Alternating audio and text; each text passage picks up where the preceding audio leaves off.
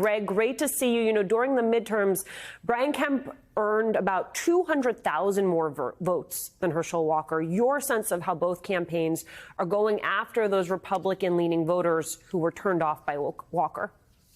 Yeah, well, Senator Warnock is making a sustained appeal to those split-ticket voters, saying, hey, come back out for the Democrat on Tuesday, support his policies.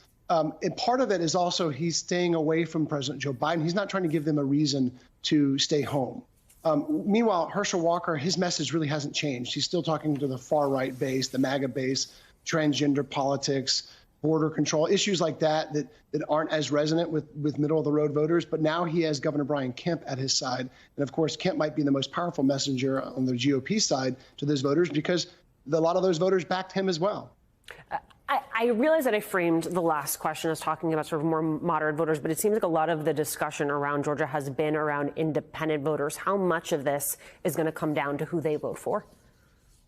Look, it's independent voters, it's moderate voters, it's also even conservative voters. We heard from Lieutenant Governor Jeff Duncan, who is withholding his support from both candidates.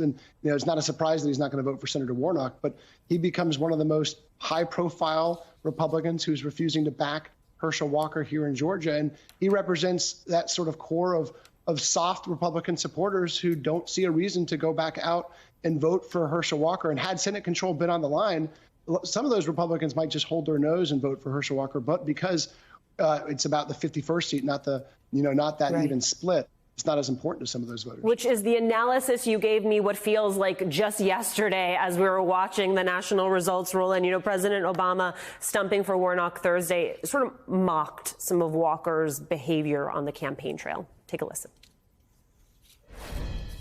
In case you're wondering, by the way, Mr. Walker decided he wanted to be a werewolf, which is great.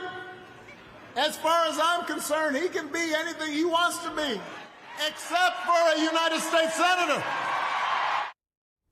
Listen, I know it is hard to sort of break this down into proportionality, but I wonder how much of the argument Democrats are making is about using Walker's own words to paint him as someone unfit to serve in public office, and how much of it really is sort of the vision piece of this, the policy piece of this. What is it, your sense, that's breaking through?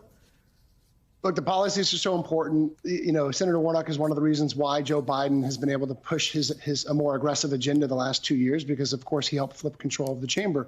But the main argument for Senator Warnock has been that Herschel Walker is unfit for office. And you've heard that over and over again. So variations of what former President Obama, we just heard him say, that's been the core of Senator Warnock's message, is that Herschel Walker, with his history of lies, violence against women, erratic behavior, and then bizarre statements on the campaign trail, isn't serious, is not fit to be Georgia's next U.S. Senator.